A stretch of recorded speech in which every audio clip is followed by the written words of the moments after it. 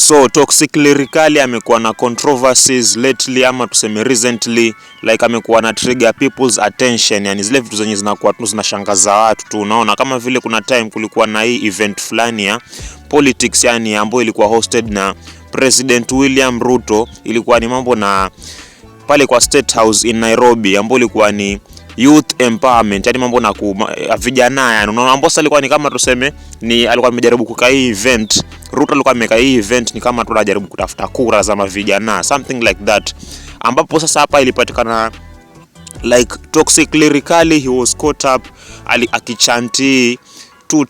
term. Alikuwa anasema hii kitu ambapo watu mavijana walichukulia vibaya, because after hivyo amekuwa record, alafu hiyo kitu ikapostwa kwa mtandao. Mavijana yani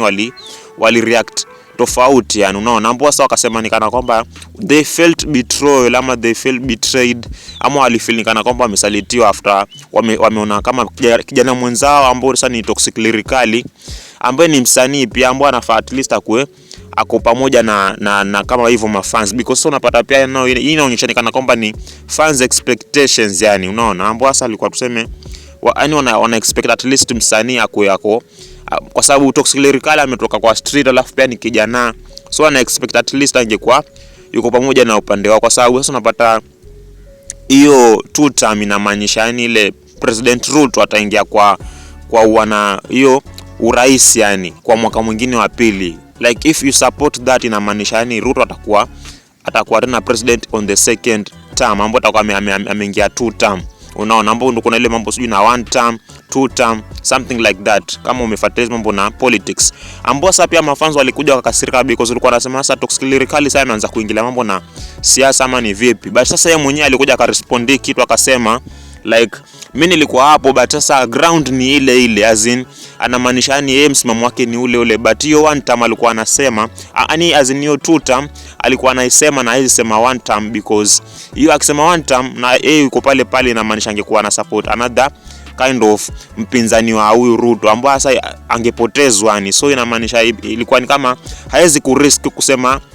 like another kind of mpinzani wa Ruto, alafu unaona yani hataki kupotezwa, ni kitu kama alikuwa anajaribu kusema tu for self defense, ndio yani apotezewe, yani ile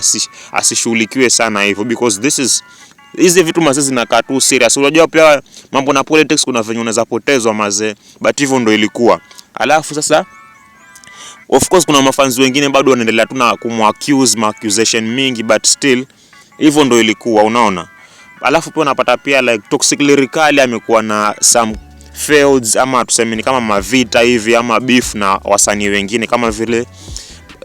vile Tipsy G. Kama umekuwa unafuatilia hii story, walikuja wakakosana mambo na Tipsy G, alafu pia na Paroti Vunululu, ambao ilikuwa ni kama tu mambo na Paroti ilikuwa ni arrogance, alafu pia na huyu Tipsy G pia ilikuwa bado tu ni kama tu kudharauliana na ile kukataliana mambo na kufanya kazi pamoja, ambao sasa tuseme wote wawili Paroti Vunulu alafu na Tipsy G walikuwa wamejaribu kumuomba